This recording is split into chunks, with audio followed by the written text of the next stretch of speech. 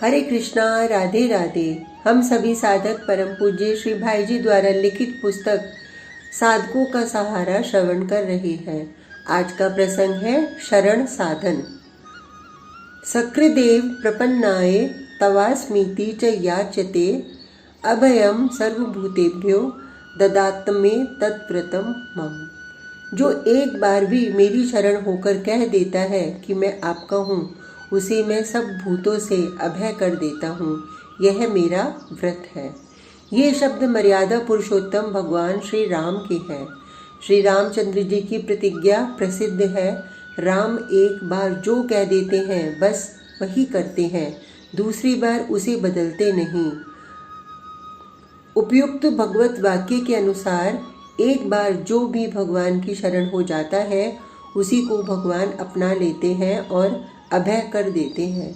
शरण होने वाले साधक के लिए यह आवश्यक नहीं है कि वह अन्य साधनों के द्वारा पहले निष्पाप हो ले और फिर भगवान की शरण में जाए। न यही जरूरी है कि वह उत्तम वर्ण, उत्तम कुल, उत्तम गुण और उत्तम आचारों से संपन्न हो।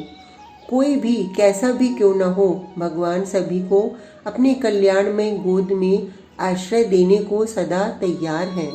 बस दो ही बात होनी चाहिए, एक तो भगवान में और उनकी शरणागत वत्सलता में पूरा विश्वास, और दूसरा अपने को सब ओर से असहाय, सारे सहारों से रहित, दीनहीन मानकर किसी भी दूसरे ओर न ताककर निर्भरता के साथ उनके श्री चरणों में डाल देने की सच्ची लालसा।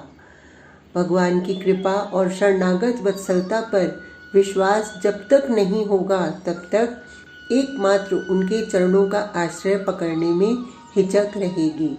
जहाँ संदेह है वहाँ निर्भरता नहीं हो सकती। इसलिए पहली बात है विश्वास और दूसरी बात है अन्य सारे अवलंबनों के प्रति अनास्था। फिर पाप तो भगवान की शरण में आते ही वैसे ही नष्ट हो जाएंगे जैसे सूर्योदय की सूचना से ही अंधकार का नाश हो जाता है। जैसे सूर्य के सामने कभी अंधकार आ नहीं सकता, वैसे ही शरणागत के समीप पाप नहीं आ सकते। रही ताप या दुखों की बात, सो जब परम आनंद में प्रभु की शरण प्राप्त हो जाती है तब वहाँ ताप रह ही कैसे सकते हैं। ताप तो विषयों को आश्रय करके ही रहते हैं और विषयों के आश्रयी नर नारियों को ही सदा जलाया करते हैं।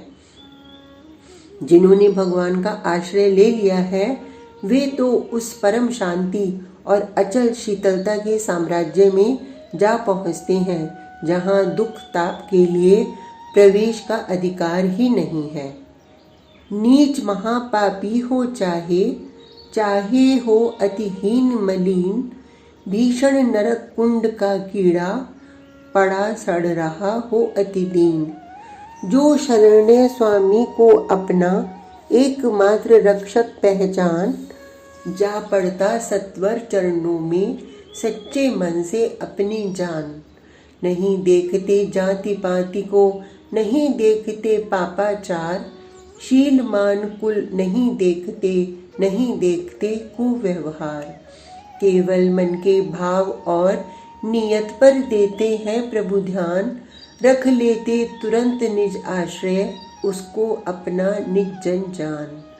अपने हाथों बड़े स्नेह से पाप ताप मल धोते आप, अपने हाथों गले लगाकर हर लेते सारा संताप।